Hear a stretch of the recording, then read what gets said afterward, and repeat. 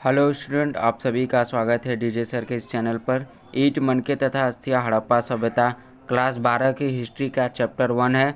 यह वीडियो का पार्ट 2 है। इससे पहले एक वीडियो जा चुका है। आज की इस वीडियो में हम लोग शहरी योजना हड़प्पा सभ्यता, जिसे सिंधु घाटी सभ्यता भी कहते हैं, ये पढ़ने वाले हैं। हड़प्पा सभ्यता की शहरी योजना कैसी थी, आइए इसके बारे में देखते हैं। हड़प्पा सभ्यता, जिसे सिंधु घाटी सभ्यता भी कहा जाता है, कि शहरी योजना अपने समय के हिसाब से काफ़ी उन्नत थी। हड़प्पा सभ्यता के शहर ग्रिड जैसे लेआउट और परिष्कृत बुनियादी ढांचे के साथ अच्छी तरह से योजनाबद्ध और व्यवस्थित थे।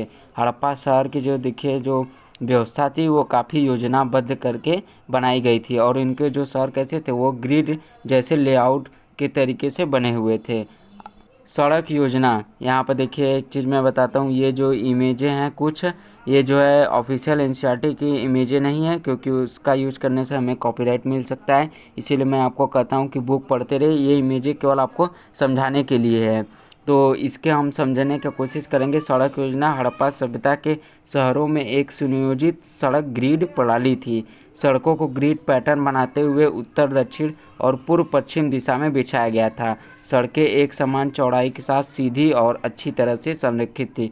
देखिए, जो हड़प्पा जो सभ्यता थी उसकी जो सड़क की मुख्य विशेषता क्या थी, वो ग्रिड पैटर्न पर बनाया गया था, और उनकी सड़क कैसी थी, समान चौड़ाई थी और उसके साथ सीधी और अच्छी तरह से संरेखित थी। और इनकी सड़क की एक और विशेषता क्या थी, वो ये थी कि इनकी सड़क जो थे वो कैसे थे, आपस में एक दूसरे को समकोण पर काटते थे। मतलब देखिए, ऐसे हो गया और ऐसे। ये जो है सड़क एकदम सीधा है, तो यहाँ पर क्या था, ऐसे। यहाँ पर क्या थे, हमेशा सड़क को समकोण पर काटते थे। इस तरह कुछ उनकी सड़कें होती थी।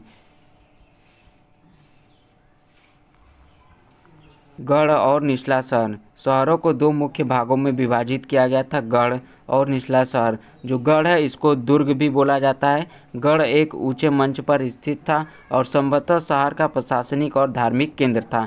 गढ़ जो देखिए ऊंचे मंच पर स्थित था। दुर्ग भी मिलता है, गढ़ और दुर्ग एक ही थे। दुर्ग को भी कुछ इस तरह देखिए इमेज है, जैसे यहाँ पर देखिए इमेज दिखाया गया ना, यहाँ पर एक जो है शहर है, ऊंचे जगह बनाया गया है। कुछ उस समय भी गढ़ कहें या दुर्ग, उस समय जो है ऊंचे जगह पर स्थित होते थे।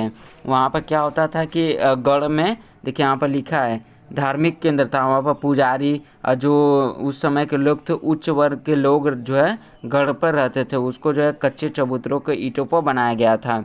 निचला शहर वह था जहाँ अधिकांश आबादी रहती थी और अपने दैनिक गतिविधियाँ करती थी। निचला शहर भी होता था जो क्या थे, गढ़ और दुर्ग से नीचे होते थे। वहाँ पर क्या थी, वहाँ पर सामान्य आबादी रहती थी जो कि अपनी दैनिक गतिविधियाँ जो रोज से काम है वो करते थे। गढ़ कहें या दुर्ग, वहाँ पर वही वर्ग के लोग रहते थे जो उस समय राजा महाराजा हो गए, उच्च वर्ग के लोग हो गए, पुजारी हो गए, या कोई धार्मिक केंद्र होता था। उस तरह के लोग कहाँ पर रहते थे, गढ़, जो कच्चे ईंटों का जो चबूतरा रहता था, ऊपर बनाया रहता था, वहाँ पे लोग रहते थे। और जो गढ़ कहें या दुर्ग, इसके क्या था, चारों तरफ ईंटों का बाउंड्री भी था। इस बात को आप लोग ध्यान रखिएगा। आवासीय क्षेत्र, हड़प्पा शहरों के आवासीय क्षेत्र क्या थे, कैसे थे, सुव्यवस्थित थे। मतलब पूरे अच्छे तरीके से व्यवस्थित योजना करके बनाए गए थे, जिनमें मकान एक समान तरीके से बनाए जाते थे। देखिए कि कुछ इस तरह इमेज है, एग्जाम्पल के लिए आपको दिखाया गया है।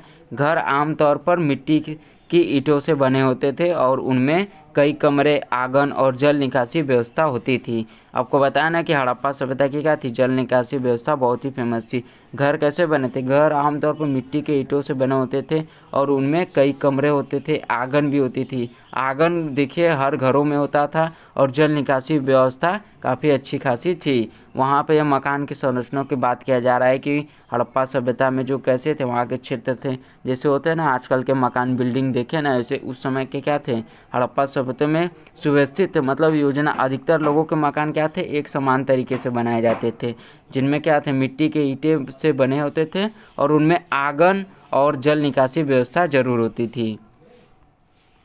जल प्रबंधन, हड़प्पा शहरी नियोजन की सबसे प्रभावशाली विशेषताओं में से एक उनकी उन्नत जल प्रबंधन प्रणाली थी। जल प्रबंधन प्रणाली आपको पहले ही बताएगा कि हड़प्पा क्यों फेमस है। उसकी जो जल निकासी प्रणाली थी वो सबसे ज़्यादा फेमस थी। अभी ऊपर बताया गया ना कि घर में क्या थे, नालियों के निकालने के लिए अच्छी खासी व्यवस्था थी। शहरों में अच्छी तरह से योजनाबद्ध जल निकासी प्रणालियाँ थी, जिसमें अपशिष्ट जल को बाहर ले जाने के लिए सड़कों के किनारे ढकी हुई नालियाँ चलती थी। शहरों में सार्वजनिक कुएं और स्नानघर भी थे, जो जल प्रबंधन में उच्च स्तर की परिष्कार का संकेत देते थे। देखिए, जो आजकल के अगर आप बहुत जगह देखेंगे गली नाले, जैसे देखिए यहाँ पर दिखाया गया है, हम लोग के क्या होता है, देखिए इस तरह कुछ गली होता है तो वहाँ पर देखेंगे कुछ इस तरह से क्या होता है, ढका हुआ एक नाला मिल जाता है, और ये अंदर अंदर क्या होता है, सीवर गया रहता है और किनारे किनारे पर घर रहता है। हड़प्पा सभ्यता में भी कुछ इस समय इसी तरह था। उसमें क्या होता था कि नालियाँ बनी होती थी, ये जो है बीच में नाला, जब भी इसे साफ करना रहता तो इस ढक्कन को हटाया जाता था और इसमें से जो भी अपशिष्ट पदार्थ होते थे उनको निकाला जाता था, और उसके बाद जो है नीचे से क्या होता था, ये जल जो है बहता था। यहाँ पर ये जो नाला होता है आप लोगों ने देखा होगा कि इसे कैसा होता है, ये बीच में जो है कि गड्ढा होता है और जो पानी जो है ऊपर से बहता जाता है। जो ज़्यादा वजन सामान होता है या जो ऐसे उसमें अगर नाले में बहा दिया गया है कोई भी चीज़ भारी या अपशिष्ट पदार्थ, तो उसमें क्या होता है, जाके अंदर गड्ढे में इकट्ठा हो जाता है, बाद में उसको साफ कर दिया जाता है। हड़प्पा सभ्यता में भी उस समय की जो नालियाँ थी कुछ इसी आधार पर बनाई गई थी।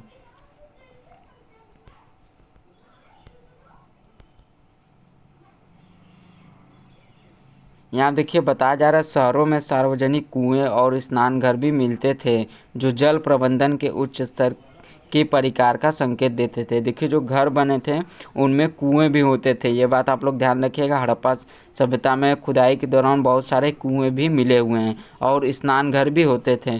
भाई जाहिर सी बात है, अगर जल जो ऊपर बताया गया ना कि घरों में क्या है, नालियों के लिए अच्छी खासी व्यवस्था थी जल निकासी के लिए, तो स्नान घर भी होती हैं। जैसे आजकल हम लोग के यहाँ बाथरूम होते, उस समय क्या थे, हड़प्पा सभ्यता में स्नान घर थे, जो जल प्रबंधन के उच्च स्तर की परिष्कार का संकेत देते, जो उस समय की सभ्यता और उन लोगों के बारे में अच्छी खासी जानकारी हमें देते थे कि उस समय के लोग जो है जल निकासी प्रणाली के लिए किस प्रकार का टेक्नोलॉजी, किस प्रकार का ज्ञान का उपयोग करते थे।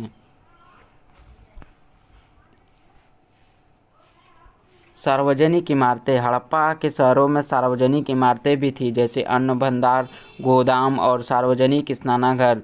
इन इमारतों का उपयोग संभवतः भंडारण, व्यापार और सांप्रदायिक गतिविधियों के लिए किया जाता था।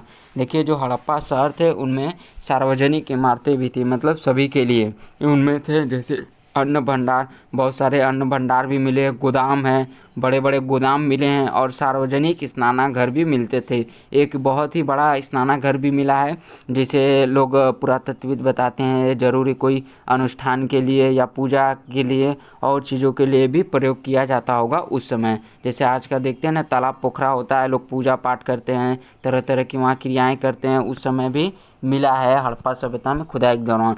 तो लोग अनुमान लगाते हैं कि ज़रूर यहाँ पर कोई पूजा पाठ होता होगा, या यहाँ के उस समय के जो हड़प्पी रहे होंगे उस समय वहाँ पर क्या करते थे, नहाते होंगे, सार्वजनिक अपने क्रियाकलाप करते थे। इन इमारतों का उपयोग संभवतः भंडारण, व्यापार और सांप्रदायिक गतिविधियों के लिए किया जाता था। देखिए आज के समय में जैसे अगर कोई अन्न भंडार है जहाँ पर अन्न रखा जाता है, जैसे नहीं होता गेहूँ का हो गया, गेहूँ चावल, और कोई गोदाम हो गया, तो उसमें क्या होता है, व्यापारी होता है, तो भंडारण किया जाता है। उसका उपयोग किस लिए किया जाएगा, व्यापार के लिए, भंडारण के लिए और सांप्रदायिक गतिविधियों के लिए किया जाता था। कुल मिलाकर हड़प्पा सभ्यता की शहरी योजना अत्यधिक क्या थी, परिष्कृत थी और उच्च स्तर के सामाजिक संगठन और केंद्रीकृत प्राधिकरण का संकेत देती है। स्थान और संसाधनों के कुशल उपयोग और सार्वजनिक बुनियादी ढांचे और सुविधाओं पर जोर देने के साथ शहरों की योजना अच्छी तरह से बनाई गई थी। देखिए स्थान और जो संसाधन थे उनके कुशल उपयोग किया जाता था। जैसे क्या थे, जो हड़प्पा शहर के जो स्थान थे वहाँ पर क्या था, अच्छे खासे घर बनाए गए थे, और जो संसाधन था उसका अच्छा खासा उपयोग किया जाता था। जैसे जो गली है उसमें किस प्रकार का नाले बनेगा, कैसे उसका जो संरक्षण किया जाएगा, नाले की कब सफाई होगी, वहाँ पर जो संसाधन अच्छे खासे व्यवस्था किए गए थे और उनका कुशल उपयोग किया जाता था। और सार्वजनिक बुनियादी ढांचे, सार्वजनिक बुनियादी ढांचे में आपका गोदाम हो गया, और क्या हो गया, आपका स्नानागार हो गया, और कुएं भी हो गए, उनका क्या था, वो अच्छा खासा उपयोग किया जाता था और सुविधाओं पर जोर देने के साथ शहरों की योजना अच्छी तरह से बनाई गई थी। तभी इनके क्या थे, खुदाई के दौरान एक समान जो है घर देखने को मिलते हैं, घरों में आंगन मिलता है, और क्या है, एक समान जो है इनके जो कैसे थे, घर में ग्रिड प्रणाली पर आधारित और समकोण जो है आपस में एक दूसरे को समकोण पर काटते हुए कैसे मिलती हैं, सड़कें मिलती हैं। तो ये सब कैसे मिलता है, शहरों की योजना जब अच्छी तरह से क्या है बनाई गई थी तभी मिलती हैं, यही हमें यहाँ पर बताया जा रहा है।